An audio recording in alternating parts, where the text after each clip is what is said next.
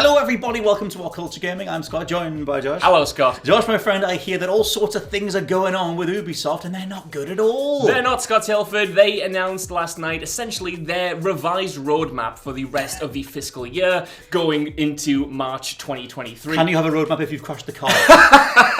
Well, we're about to find out because they have made some major changes, cancelling some games, delaying others, and there's a lot going on. So I'm just going to quickly run through the bullet points and then we can dive into them a little bit more proper. Cool. So, first and foremost, Avatar: Frontiers of Pandora, which was essentially their biggest game set for 2022. Yep. It's their first real next-gen blockbuster effort. That has been delayed to the 2023 to 2024 fiscal year, so that starts in March. So that's quite a substantial delay in and of itself. They also delayed a, quote, smaller premium title that they hadn't announced that it was supposed to come out at the end of the year. We don't know what that was, but that's also been delayed until 2023. And they have cancelled 4 games. 2 of these, we don't know what they were. They were unannounced, but they've been cancelled. However, we do know the other 2. One was Ghost Recon Frontline, which was that Battle Royale style free-to-play Ghost Recon game that everyone hated and got a huge backlash, and then they were like, oh, we'll go fix it, and now they've just cancelled it, which, to be fair, probably for the best. Didn't they take the trailer offline because of the reaction to that? Oh, it was so bad, yeah. They had to immediately go into crisis mode. And the other game that we know about that has been cancelled is, sadly, Sam Fisher's Splinter Cell VR game that was announced alongside an Assassin's Creed VR game. They didn't mention that one, so it seems like the Assassin's Creed game is still coming out, but the Splinter Cell VR game has been cancelled. Thankfully, the Splinter Cell remake hasn't been cancelled at this time, but it is very much a yet. So yeah, that was kind of the rundown. There's some stuff about Assassin's Creed, but yeah, those 2 games have been delayed and those 4 games have been cancelled. What's your immediate reaction to this? I mean, you saw me laugh. In reaction to Ghost Recon Frontlines, that feels like that thing was never going to work. I'm actually continually amazed that something like Skull and Bones, they're putting more time into that. Yeah, I will get to that in a bit. How many years that thing has taken to bring to some sort of state to put in front of people. The Splinter Cell VR thing was always a weird way to go with that IP. Yeah, I feel like you need your sort of revival game first, like the remake or whatever, or do something that gets people interested in the IP itself, and then you do your VR spin-off. But it's also then it's doubly weird going oh no, we shouldn't have done that, and we'll get rid of that, and we'll do the remake, and then maybe later we'll think about it. I know it's only VR, but it's just, to me, emblematic of Ubisoft's entire approach. They have 2 franchises that they're looking at. They've got Assassin's Creed, a VR game. They've got Splinter Cell, a VR game. In every single time, Scott, they're going to choose Assassin's Creed. Well, yeah. Splinter Cell and Sam Fisher is never getting a look in unless he's cameoing in another title, or getting a remake that we still don't know much about. A phone mobile game called Elite Squad. Oh, they have announced some mobile games, but I'm too bored to talk about them, so I'm not even going to mention them in this write-up. You mentioned Skull and Bones there. Yes. It is sort of fair to discuss what they have coming out for the rest of this year, because like I said, Avatar was their big blockbuster game, and that's been delayed. However, they still do have Skull and Bones, which just had a announcement essentially a few weeks ago. That's confirmed for the end of 2022, alongside Mario and Rabbids, the sequel to that game.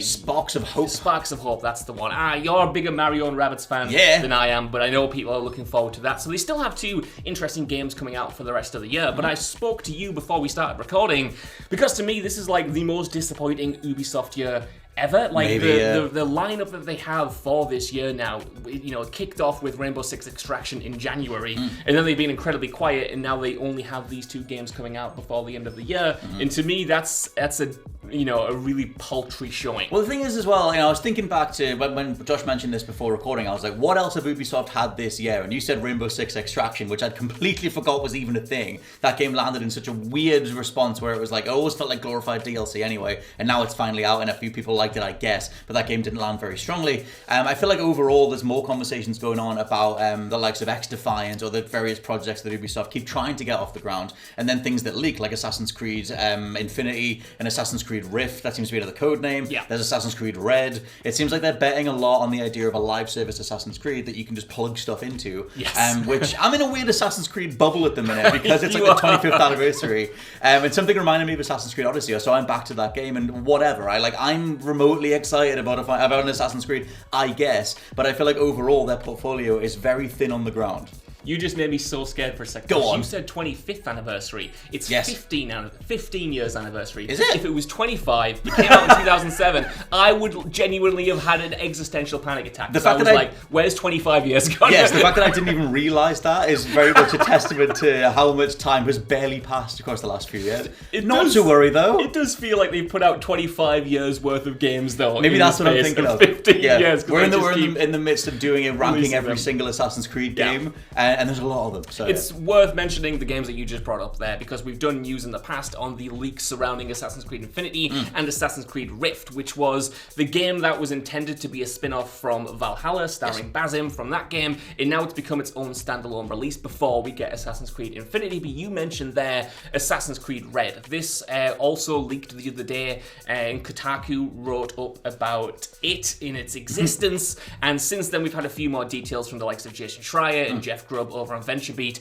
and apparently Assassin's Creed Red is part of Assassin's Creed Infinity, and the idea with that project is that's going to be a live service that future games get plugged into. It was so confusing to try and wrap my head around, but it is a game, but it's also part of Infinity, and the rumors suggest that's going to be the Asia set game, and other rumors suggest that this is finally going to be the Assassin's Creed game set in Japan. yes, which is the thing that everyone has pretty much asked for ever since. How far back do you want to go? A lot of people always like the idea of an Assassin's game set in Japan. There was that piece of artwork in Black Flag. If you go into Black Flag, there's a set of paintings or whatever it is behind a person sitting at a desk, and they show various locations that have all come true apart from Japan.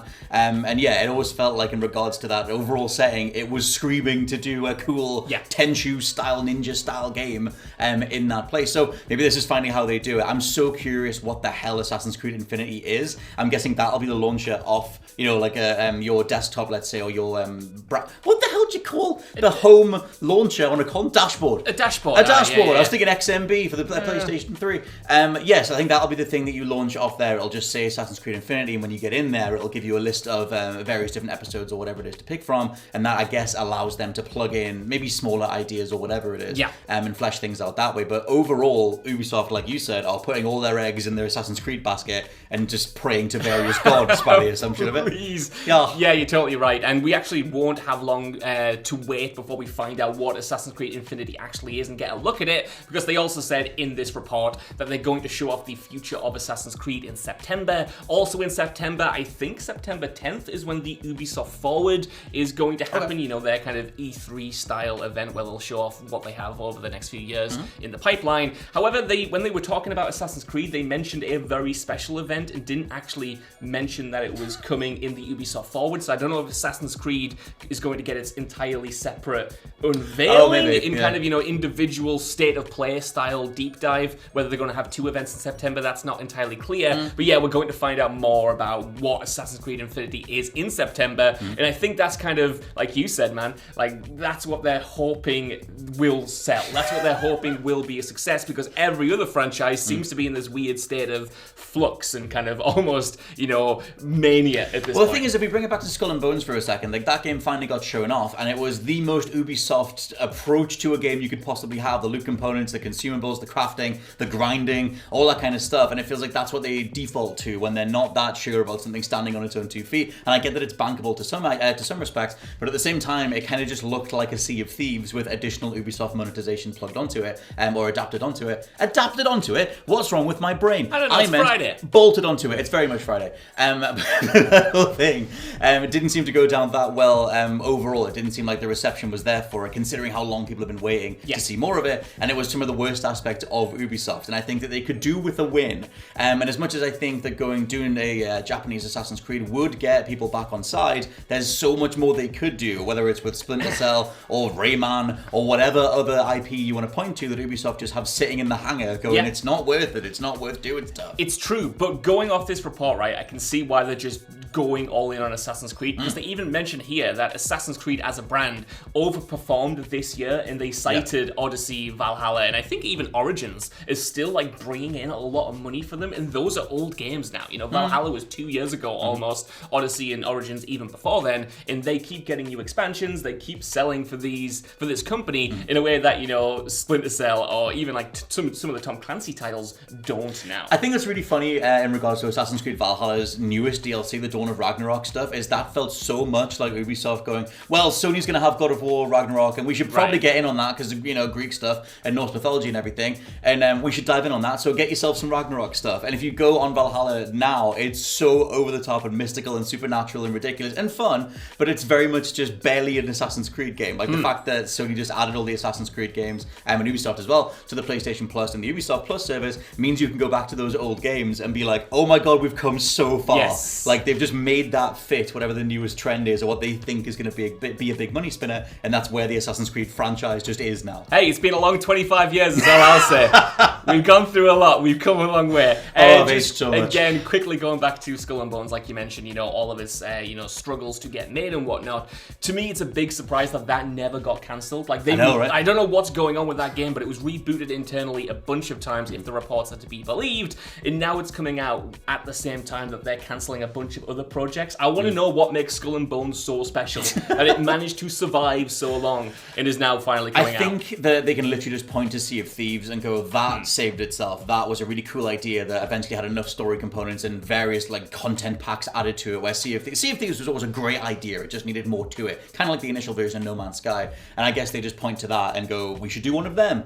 Which ironically was what they tried to do with No Man's Sky. I forget what the name of that game was going to be, but Ubisoft did have a game like that was in the works. You can find it in Watch Dogs 2. If you go to the Ubisoft office in Watch Dogs 2, they give you a little teaser of that game, and it never came out. But Ubisoft loved looking at what's good and going, we should do one of them. That would be good if we did one of them. It's very clear that they're in a real stage of transition at the moment, I think, when it comes to their franchises, when it comes to the games that they have in the pipeline. And it's just, for me, as like an outsider, it's kind of fascinating to see them try to recalibrate, because that's a big job, man. Like, these games take a lot of time and money to be made, and we probably won't see the results of any kind of big shake-up for a few years yet. If these games are cancelled and new ones are going into production, it quite literally is just Assassin's Creed that they have to rely on for the near future, and then maybe the Splinter Cell remake and stuff. But it makes me wonder what they're going to have to show off next year, or maybe this is literally all we have. We have Assassin's Creed, we have Avatar, we have the Splinter Cell remake,